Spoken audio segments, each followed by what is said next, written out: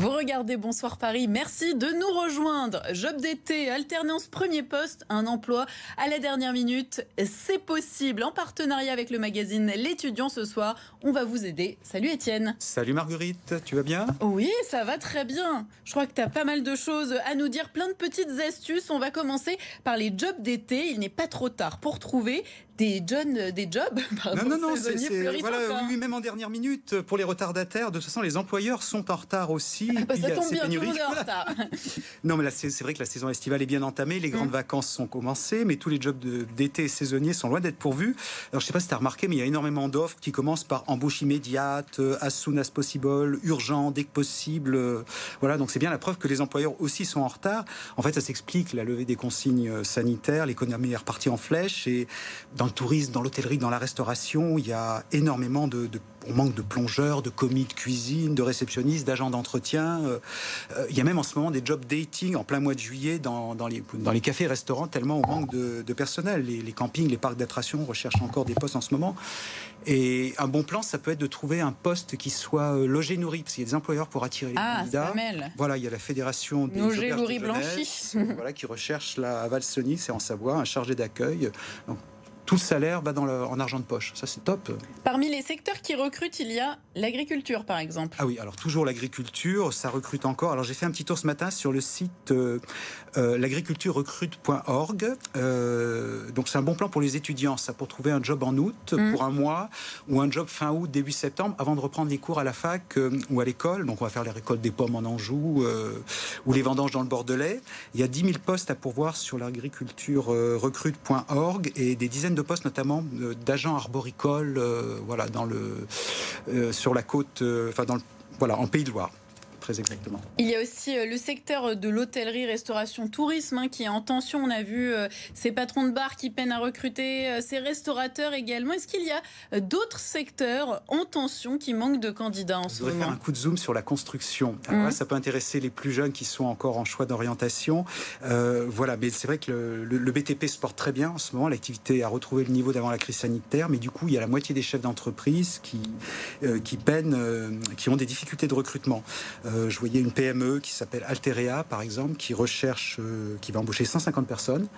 Et ils ont énormément de mal à trouver des postes, alors des fois spécifiques comme économiste de la construction ou ingénieur en électricité. Oui, ça peut faire un peu peur. Mais... Voilà, non, mais c'est des métiers qui recrutent. Mais il n'y a pas besoin d'avoir bac plus 5 ou bac plus 8. On manque aussi de maçons. Voilà, il y a besoin de recruter 25 000 maçons. Et actuellement, il y a un quart des postes qui ne trouvent pas preneur. Donc voilà, c'est parce que l'image du métier n'est pas sexy, mais il y a une campagne de communication là sur les réseaux sociaux. Fier d'être maçon. Si on cherche un job où il y aura des opportunités très rapidement, ça peut être dans le secteur du BTP, ça peut être maçon. On commence par maçon et ensuite on progresse, bien sûr. Donc tout ça pour un premier emploi. Il y a une dernière filière en tension dans la construction, assez précise aussi, ce sont les géomètres. Et ben voilà, les géomètres experts. On n'y pense pas forcément. Oui, mais il y a à peu près 1120 cabinets de géomètres experts en France qui emploient 10 000 personnes. Et là, ils ont 1300 postes en urgence à pourvoir immédiatement.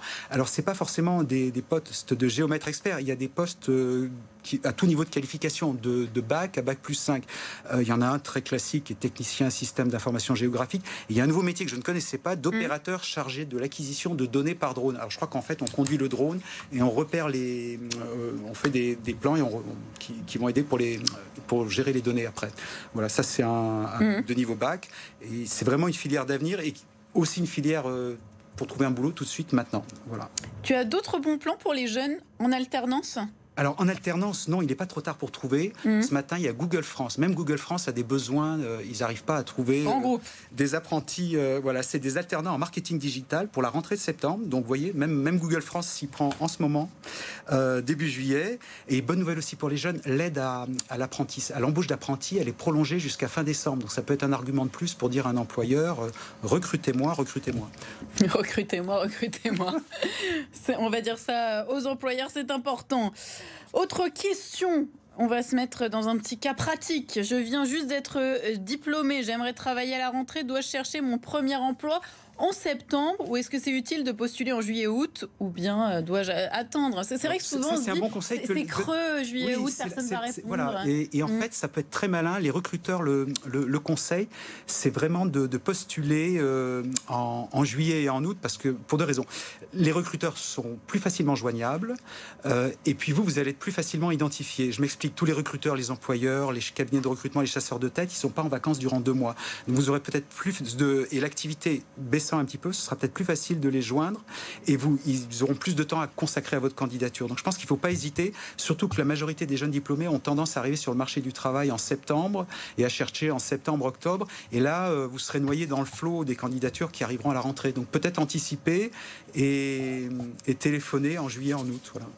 C'est un très bon conseil. Merci Étienne, parce que c'est vrai qu'on se pose souvent la question. La conjoncture économique est porteuse cet été, mais reste soumise au risque d'une 4e vague à l'été ou à l'automne. On en parle sur notre antenne ce soir. Cela risque d'être plus dur pour un jeune diplômé de trouver son premier emploi, forcément. Est-ce qu'il y a des aides ? Oui, il faut faire passer un peu ce message, parce que c'est vrai que les jeunes diplômés ont été les sacrifiés de la crise 2020. Hein. On coupe toujours les deux bouts de l'omelette, les juniors et les seniors. Là, on ne souhaite pas qu'il y ait une 4e vague, mais il y a une aide à la recherche du premier emploi. Elle devait s'arrêter en juin, et en fait, elle a été prolongée jusqu'à décembre. C'est-à-dire, je pense que le gouvernement a anticipé. Alors, elle s'adresse aux jeunes diplômés qui étaient boursiers de l'enseignement supérieur. Donc, ça consiste en fait en une prolongation d'aide pendant 4 mois. On va toucher 70% du montant de la bourse qu'on avait en dernière année d'études dans l'enseignement supérieur. Il faut être inscrit à Pôle emploi, et c'est Pôle emploi qui vous versera l'aide. Si vous avez votre propre appartement, on peut même rajouter 100 € supplémentaires si vous n'êtes pas logé par papa, maman. Ah oui, donc c'est pas mal. Ça met un peu de beurre dans les épinards. Ça met un peu de beurre, oui. Ça laisse le temps de chercher un emploi qui correspond à ses aspirations. Merci beaucoup Étienne pour tous ces précieux conseils. On va tout de suite passer à la suite, aux 3 infos de C'est votre emploi.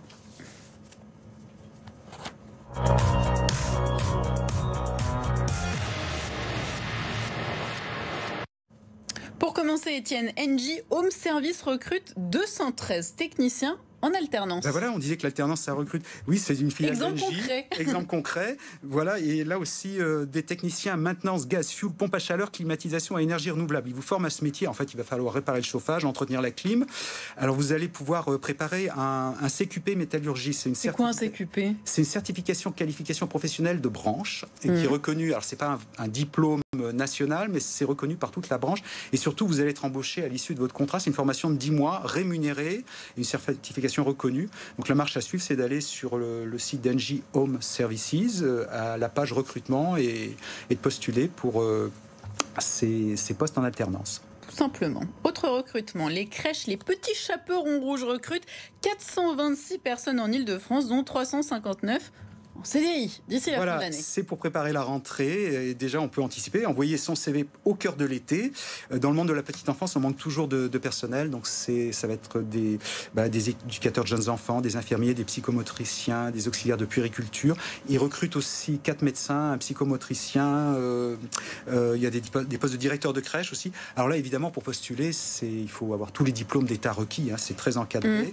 Donc, il faut avoir son diplôme d'État d'infirmier, son CAP petite enfance. Et rendez-vous donc sur le site LPCR, comme les petits chaperons rouges, tout simplement, lpcr.fr. Facile de s'en 359 CDI en Ile-de-France. C'est beaucoup. On termine avec les associations sportives qui recrutent pour encadrer les petits. Même chose. Pour cet été ou pour la rentrée, du coup? Parce qu'il y a les centres de loisirs aussi. Il y a les centres de loisirs qui recrutent. Il y a peut-être des offres.